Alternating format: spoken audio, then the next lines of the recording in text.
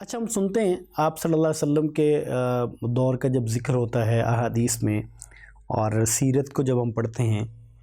تو اس دور میں ہم سنتے ہیں کہ حضرت بلال رضی اللہ تعالیٰ عنہ کی اذان کا بڑا ذکر ہے. ان کی اذان کا مطلب جی، بات ہوتی عبداللہ ہے بن ام مکتوم کی ابن اذان کا، مکتوم کی اذان کا ابو ذکر. محذورہ رضی اللہ آپ صلی تعالیٰ اللہ عنہ۔ علیہ وسلم کی اذان کا ذکر ہم نے کبھی نہیں سنا، تو کیا آپ صلی اللہ علیہ وسلم نے کبھی اذان نہیں کہی،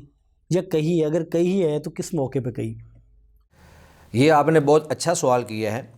نبی مکرم صلی اللہ علیہ وآلہ وسلم سے کسی بات کا ثبوت، یعنی آپ کا حکم دے دینا یا آپ کے سامنے کسی کام کا ہو جانا، یہی ہمارے لیے دلیل کے طور پہ کافی ہے۔ یہ ضروری نہیں ہے کہ اللہ کے نبی نے وہ عمل کیا ہو تو ہی ہمارے لیے حجت ہوگا۔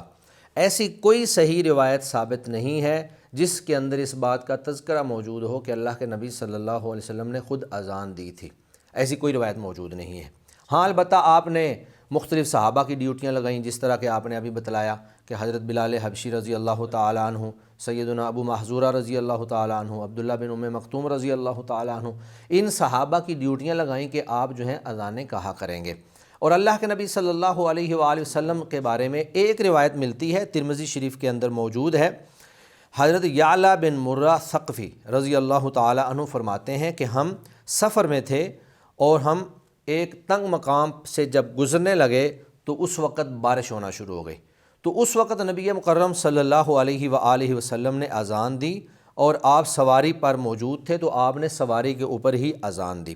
یہ روایت جو ہے یہ ترمذی شریف میں موجود ہے، لیکن امام ترمذی رحمہ اللہ نے اس کو ضعیف قرار دیا ہے۔ اس کی وجہ یہ ہے کہ اس میں ایک راوی ہیں عمر بن رباح البلخی، وہ راوی ضعیف ہیں، اور ان کے ضعف کی وجہ سے امام ترمذی رحمہ اللہ فرماتے ہیں کہ یہ روایت ضعیف ہے۔ اسی طرح امام بہقی رحمہ اللہ نے اس بات کی طرف اشارہ کیا ہے کہ یہ روایت ضعیف ہے اور کمزور ہے،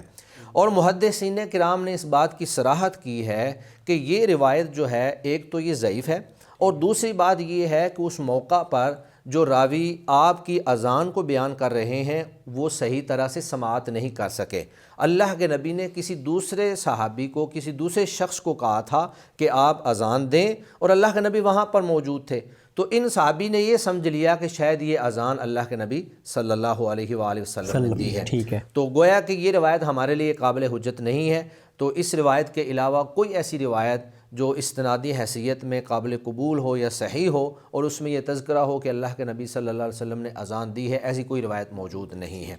اور یہ ضروری بھی نہیں ہے کہ اللہ کے نبی نے ہر عمل خود ہی کیا ہو، بعض عمل ایسے بھی ہو سکتے ہیں کہ جو اللہ کے نبی صحابہ کو حکم دے دیا کرتے تھے اور وہ ہمارے لیے